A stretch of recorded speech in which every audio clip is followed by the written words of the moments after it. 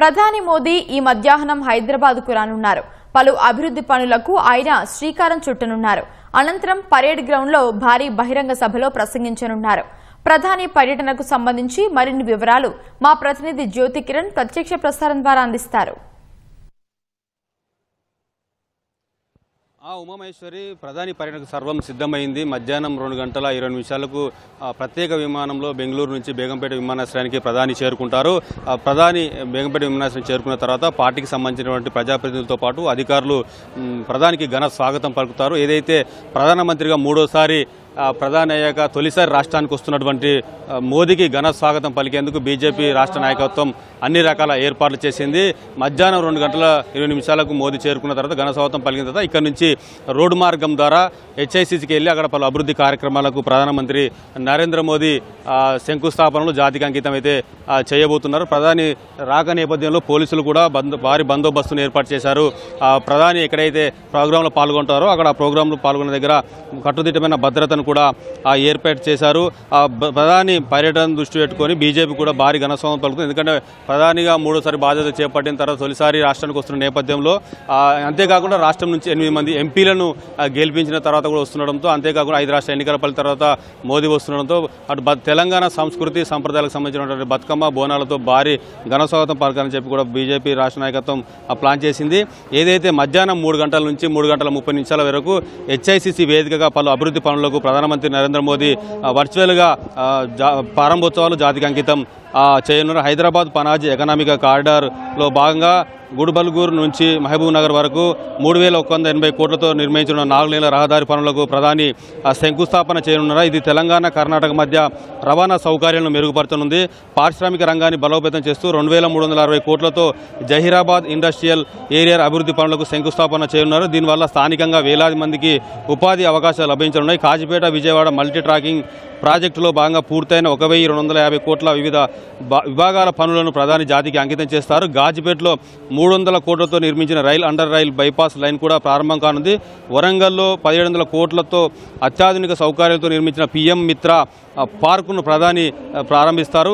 ఇది వస్త్ర పరిశ్రమ రంగంలో తెలంగాణకు అంతర్జాతీయ గుర్తింపు తీసుకురానుంది. 610 కోట్లతో Hyderabad Malkapur Indian oil corporation నిర్మించిన అత్యాధునిక గ్రీన్ ఫీల్డ్ పిఓఎల్ టెర్మినల్ను కూడా ప్రధాని జాతికి అంకితం చేస్తారు. ఇది జాతికి అంకితం చేసిన హెచ్ఐసి వేదిక నుంచి అక్కడ ఏదైతే బీఆర్ఎస్ రాజ్యసభ సభ్యుడు ఎటో పార్థసారథి సంబంధించిన సింధు ఆసుపత్రికి అక్కడ సింధు ఆసుపత్రిని ప్రారంభిస్తారు. సింధు ఆసుపత్రిని ప్రారంభించిన తర్వాత అక్కడి నుంచి బేగంపేట విమానాశ్రయానికి వచ్చే క్రమంలో ఏదైతే deputy CM Andhra Pradesh deputy CM Pawan కళ్యాణ్తో పాటు ఏపీ ముఖ్యమంత్రి చంద్రబాబు నివాసాలకు వెళ్లి వాళ్ళని మర్యాదపూర్వకంగా కలవనున్నారు. అయితే ఏపీ ముఖ్యమంత్రి చంద్రబాబు నాయుడును జూబ్లీహిల్స్లో ఆయన నివాసంలో మర్యాదపూర్వకంగా కలవనున్నారు. అంతేకాకుండా ఉప ముఖ్యమంత్రి పవన్ కళ్యాణ్ కూడా ఇటీవల కాలుకు శస్త్రచికిత్స చేయడంతో శస్త్రచికిత్స తర్వాత ఆయన నివాసంలో మొత్తంగా విశ్రాంతి తీసుకుంటున్నారు. కాబట్టి విశ్రాంతి తీసుకున్న పవన్ కళ్యాణ్ను ప్రధానమంత్రి నరేంద్ర మోదీ పరామర్శించిన తర్వాత మళ్ళీ బేగంపేట విమానాశ్రయం చేరుకొని బీజేపీకి సంబంధించినటువంటి ముఖ్య నేతలు కేంద్ర మంత్రి కిషన్ రెడ్డితో పాటు లక్ష్మణ్ రామచంద్రరావుతో భేటీ అయిన తర్వాత రాష్ట్రంలో రాజకీయ పరిణామాలు ఎలా ఉన్నాయి అనే అంశాలపైన ప్రధాని ఆరా తీర్చనున్నారు. అక్కడి నుంచి నేరుగా సాయంత్రం 6:25 సికింద్రాబాద్ పరేడ్ మైదానానికి చేరుకుంటారు. సికింద్రాబాద్ పరేడ్ మైదానంలో బీజేపీ జనాగ్రహ సభ పేరుతో నిర్వహిస్తున్న భారీ బహిరంగ సభలో ప్రధాని 6:30 నుంచి 7:10 వరకు పాల్గొంటారు.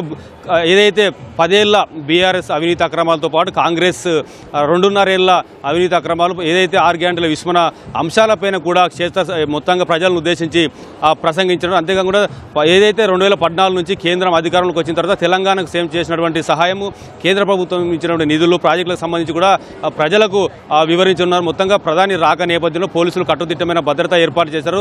సికింద్రాబాద్ పరేడ్ మైదానం మొత్తం కూడా తమ ఆధీనంలోకి తీసుకున్నారు. భాగ్యనగరం మొత్తం కూడా కాషాయమైందని కూడా చెప్పుకోవచ్చు. భారీ కట్అవుట్ ఫ్లెక్సీలతో ప్రధానమంత్రి నరేంద్ర మోదీ ఘనస్వాగతం పలుకుతూ అయితే ఏర్పాటు చేసిన పరిస్థితి ఉంది. అయితే సాయంత్రం సికింద్రాబాద్ పరేడ్ మైదానానికి వచ్చిన తర్వాత సికింద్రాబాద్ పరేడ్ మైదానం ప్రధాన ద్వారం నుంచి మహిళలు 2,000 మంది మహిళలు తెలంగాణ సంస్కృతి సంప్రదాయాలకు సంబంధించిన బతుకమ్మలు బోనాలతో పాటు డప్పు నృత్యాలు కోలాటలతో ప్రధానికి ఘన స్వాగతం పలకనున్నారు.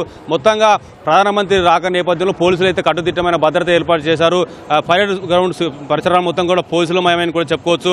నిన్న రాత్రి నుంచే పూర్తి స్థాయిలో పోలీసులు పరేడ్ గ్రౌండ్ మైదానం పరిసరాల్లో కూడా మోహరించారని చెప్పుకోవచ్చు. ప్రధాని రాక నేపథ్యంలో అటు బీజేపీ శ్రేణులతో పాటు పోలీసు యంత్రాంగం కూడా సమన్వయంతో కలిసి పనిచేస్తున్నాయి. బహిరంగ సభ వేదికగా ప్రధాని ఏం మాట్లాడబోతున్నారనే ఉత్కంఠతో వినేందుకు ఎదురు చూస్తూ ఉన్నారు ఈ కాషాయ శ్రేణులు.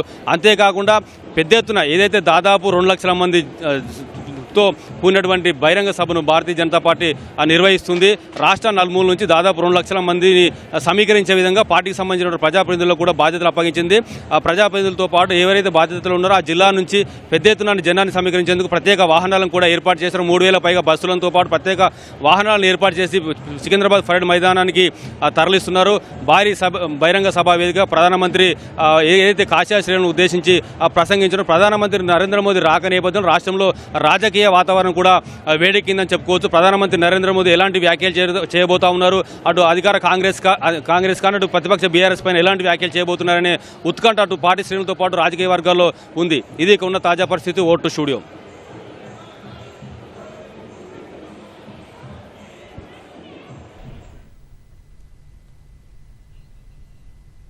ధన్యవాదాలు జ్యోతి కిరణ్.